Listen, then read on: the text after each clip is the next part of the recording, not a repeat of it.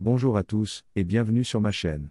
Aujourd'hui, je vais parler de quelques adolescents qui ont marqué l'histoire. Les adolescents ont souvent mauvaise réputation, mais ils ont une longue histoire de faire une différence dans le monde. En voici quelques exemples. Malala Yousafzai est une militante pakistanaise pour l'éducation des femmes et la plus jeune lauréate du prix Nobel. Elle est connue pour sa défense des droits humains, en particulier l'éducation des femmes et des enfants dans sa vallée natale de Swat, dans le Khyber Pakhtunkhwa, dans le nord-ouest du Pakistan, où les talibans locaux avaient parfois interdit aux filles d'aller à l'école. Le plaidoyer de Yousafzai est depuis devenu un mouvement international. Yousafzai a commencé à défendre l'éducation des filles en 2008, alors qu'elle n'avait que 11 ans. Elle a écrit un blog pour la BBC sous le pseudonyme de Gul Makai, dans lequel elle a décrit sa vie sous le régime taliban et son désir d'éducation. À l'époque, les talibans avaient interdit aux filles d'aller à l'école dans la vallée de Swat. En 2009, Yousafzai a été nominée pour le prix international de la paix pour les enfants. Son identité a été révélée peu de temps après, et elle est devenue une cible des talibans. En 2012, elle a été abattue d'une balle dans la tête par un taliban armé alors qu'elle rentrait chez elle après l'école. Elle a survécu à l'attaque et a été transportée par avion au Royaume-Uni pour y recevoir des soins médicaux. Après s'être remise de ses blessures, Yousafzai a continué à plaider en faveur de l'éducation des filles. Elle est devenue un symbole mondial de la lutte pour les droits à l'éducation. En 2013, elle a reçu le prix Sakharov pour la liberté de l'esprit. En 2014, elle est devenue la plus jeune lauréate du prix Nobel de la paix. Yousafzai est la cofondatrice du Fonds Malala, une organisation à but non lucratif qui veille à ce que toutes les filles aient accès à 12 ans d'éducation gratuite et de qualité. Elle est également l'auteur du livre I Am Malala, qui raconte son histoire. Yousafzai est une source d'inspiration pour des millions de personnes à travers le monde. Elle est une défenseure courageuse et déterminée de l'éducation des filles et des droits humains. Greta Thunberg est un militant écologiste suédois connu pour avoir mis au défi les dirigeants mondiaux de prendre des mesures immédiates pour atténuer le changement climatique. Thunberg s'est intéressée au changement climatique à un jeune âge. Quand elle avait 8 ans, elle a demandé à ses parents pourquoi personne ne faisait rien à ce sujet. Ses parents ont expliqué que c'était un problème complexe, mais que les gens y travaillaient. Thunberg n'était pas satisfaite de cette réponse et elle a commencé à faire des recherches sur le changement climatique par elle-même. En août 2018, Thunberg a décidé de passer à l'action. Elle a séché l'école et s'est assise devant le Parlement suédois avec une pancarte sur laquelle on pouvait lire grève scolaire pour le climat.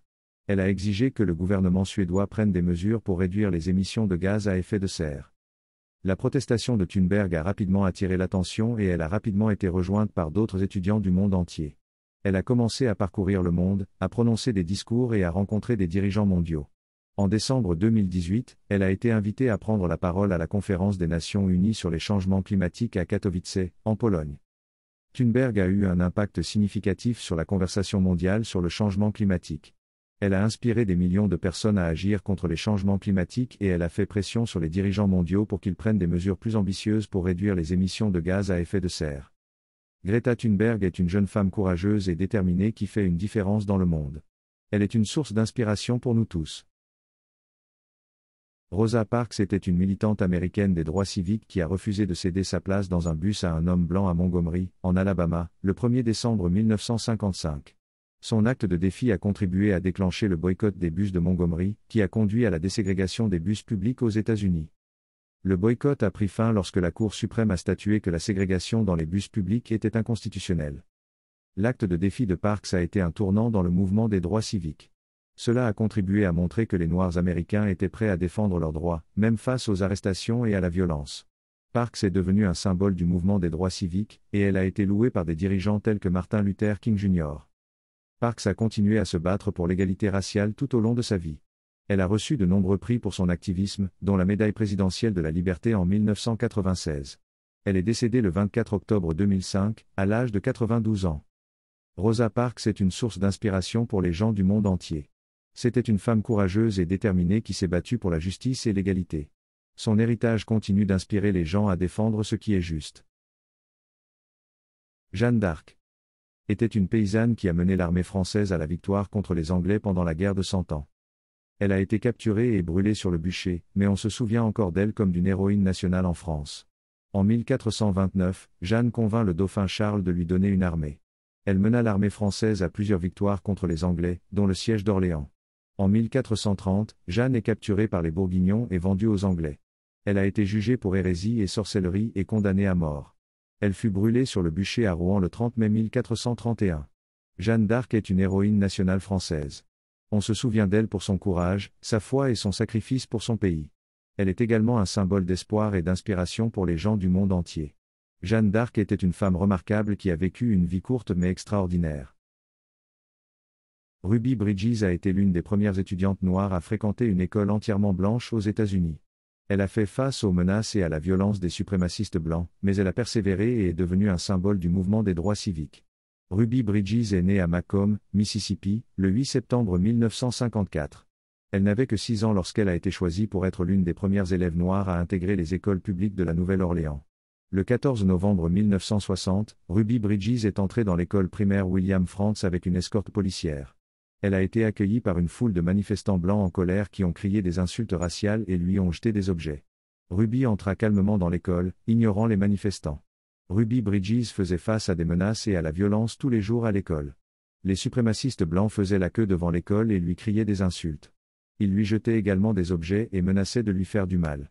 Malgré les menaces et la violence, Ruby Bridges a continué à aller à l'école. Elle était déterminée à faire des études et elle savait qu'elle faisait une différence pour les autres enfants noirs. Ruby Bridges est devenue un symbole du mouvement des droits civiques. Son courage et sa détermination ont inspiré d'autres enfants noirs à défendre leurs droits. Elle a également contribué à changer les attitudes de nombreux blancs à l'égard de la race. Ruby Bridges est une héroïne. Elle est une source d'inspiration pour les gens du monde entier qui luttent pour la justice et l'égalité. Samantha Smith était une fillette de 10 ans qui a écrit au dirigeant soviétique Yuri Andropov en 1982, lui demandant pourquoi il voulait déclencher une guerre nucléaire.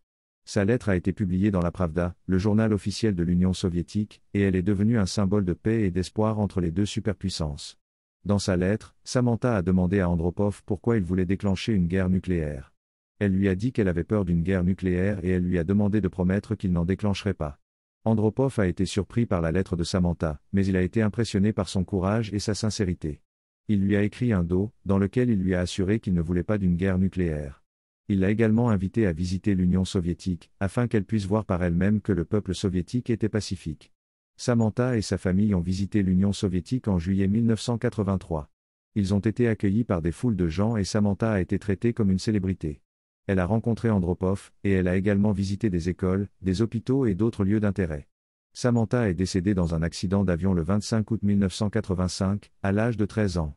Elle rentrait chez elle après un voyage à Londres, où elle avait filmé une émission de télévision. L'histoire de Samantha Smith nous rappelle qu'une seule personne peut faire une différence. C'était une jeune fille qui se préoccupait du monde qui l'entourait et elle a pris des mesures pour en faire un meilleur endroit. Son héritage continue d'inspirer les gens partout dans le monde. Ce ne sont là que quelques-uns des nombreux adolescents qui ont fait une différence dans le monde.